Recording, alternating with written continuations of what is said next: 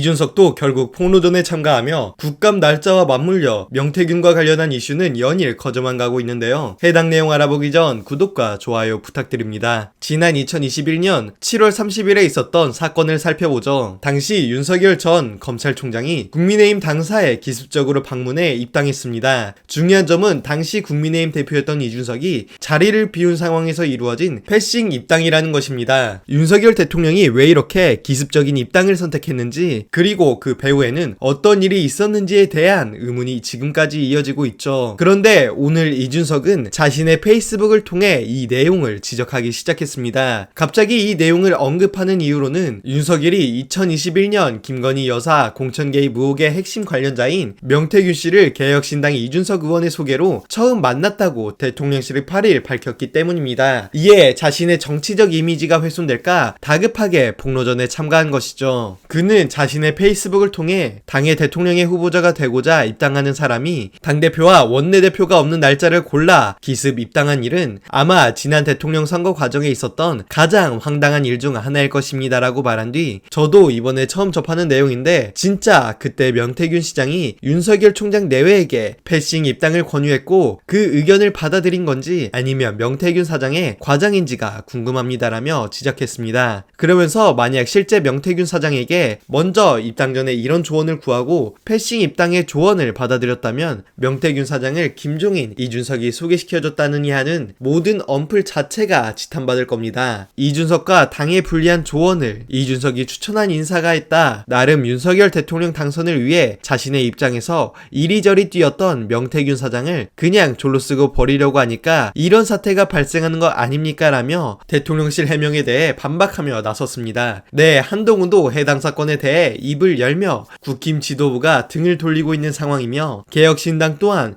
윤석열 정부의 대척점에 서 있는 모습입니다. 상황이 재밌게 흘러가는데 과연 윤석열 정부의 다음 해명은 무엇일지 기대하며 마지막으로 명태균이 자신이 살기 위해서 판을 키우고 있는데 관련해 재밌는 내용 함께 살펴보시겠습니다. 홍준표가 왜 지금까지 입국 다물고 있었느냐. 절대로 윤석열한테 올인 안 했다. 왜? 그 판때기 누가 될지 몰랐어요. 만일 윤석열, 유승민 이렇게 1대1로 했다. 그럼 윤석열이 올인이지. 유승민 안 되니까. 윤석열, 홍준표 누가 될지 모르는데 홍준표한테도 명태균이 반드시 다리를 걸쳤을 것이다.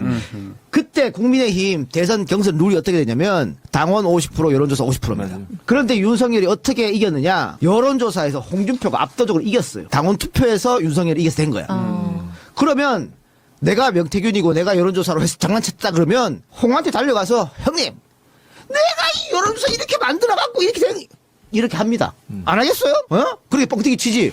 윤석열한테 또 다른 얘기 하고 했겠죠. 이렇게 하니까 홍준표는 지금까지 명태균이 내 편이라고 생각한 거야.